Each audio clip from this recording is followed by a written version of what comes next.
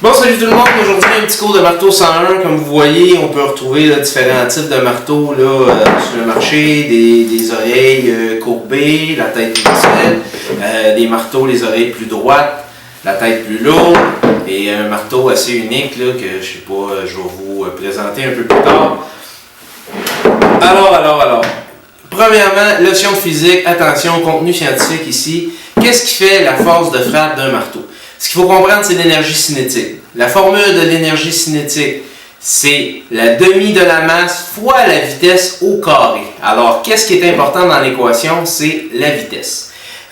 Donc, pour un marteau, que ce soit une voiture, que ce soit une balle de fusil, que ce soit un coup de poing d'un sport de combat, la vitesse, c'est ce qui va générer le plus d'énergie.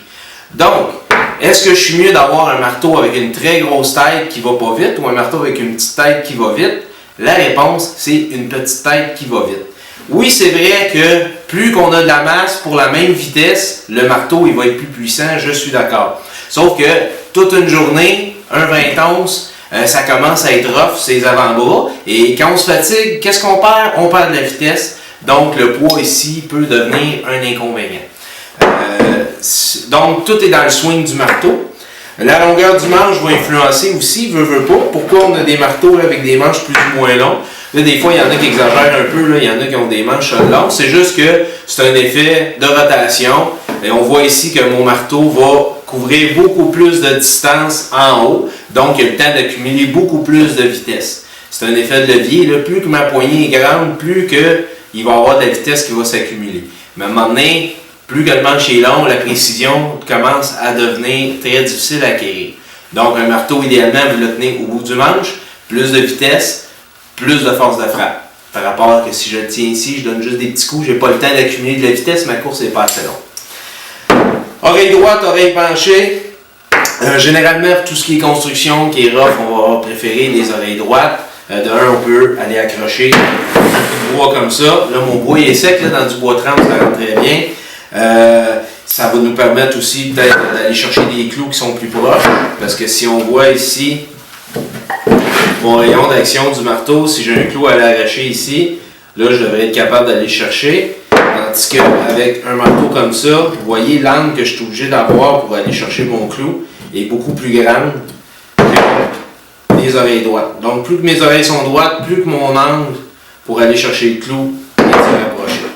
Lui est un peu particulier. Lui aussi, il a besoin d'un plus grand angle, mais il y a des oreilles plus courtes. Alors, des fois, surtout dans des murs ouverts, là, on peut se permettre d'aller les chercher de côté comme ça. Ce qui va fonctionner. Tantôt, je vous ferai une démo là-dessus. Alors, voici pour les oreilles, voici pour le poids de la tête, la longueur du manche. Alors là, après ça, c'est une question de confort, c'est une question de savoir qu'est-ce que vous voulez, qu'est-ce que vous recherchez, c'est quoi vos besoins. Alors, voici la physique derrière les marteaux, comment bien se servir d'un marteau.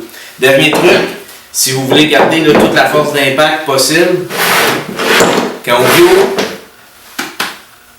tout est dans le poignet. Okay? Il y a juste le poignet qui est censé bouger quand on cloue dans un morceau de bois. Si on se met à faire des mouvements comme ça, on perd notre effet de rotation, on perd de la vitesse. Et si on travaille avec les deux en même temps, ben là on vient souvent de tuer là, notre force d'impact. Alors, si vous voulez vous pratiquer, il n'y a rien qui est censé bouger. Le clou va rentrer beaucoup plus rapidement. Toutes nos frappes vont être efficaces parce que toute la puissance est transférable qui va se transférer dans le clou. Contrairement à si je monte le bras comme ça, ben là, il y a une partie de la puissance là, qui se transmet dans le bras. J'en perds donc sur la force d'impact du clou. Alors, c'était la physique derrière les marteaux. Comment choisir ces marteaux. Dernière chose, les oreilles droites.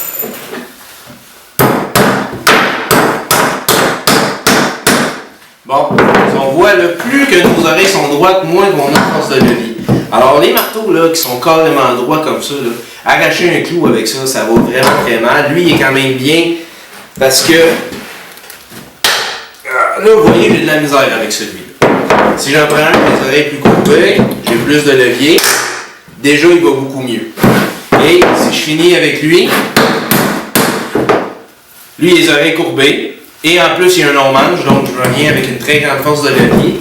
Vous voyez ici l'angle que j'ai pour lever le clou par rapport à un marteau qui est droit.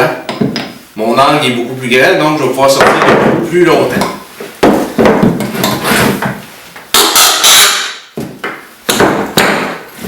voilà, je suis capable d'enlever mon clou. Alors, les oreilles aussi, là, ça influe sur l'arrachage de clous. Je travaille souvent, je regarde les gars arracher un clou, puis je leur prête mon marteau, puis c'est presque une barre à clous, là, c'est un marteau avec des oreilles comme ça. Fait qu'il n'y a pas de recette miracle. Des fois, lui, vous allez le détester, les oreilles, on se pas nulle part, pas capable d'arracher les clous. Le clou, il est ici, on n'est même pas capable de se rendre. On dit voyons, puis là, on n'est pas de bonne humeur. Mais avec les oreilles droites, bien souvent, vous allez lever le clou jusqu'ici. Après ça, plus capable de lever le clou, il n'y a plus d'effet de levier. Il faut mettre un petit bout de forens en dessous, un petit bout de 2x4 pour se donner du levier. Il n'y a rien de parfait, là, ça dépend vraiment de l'utilisation que vous faites. Mais généralement, dans le rock, on va chercher des oreilles, surtout qu'on est capable de planter dans les morceaux de bois. Comme ça. Alors, voici pour le petit cours de marteau 101.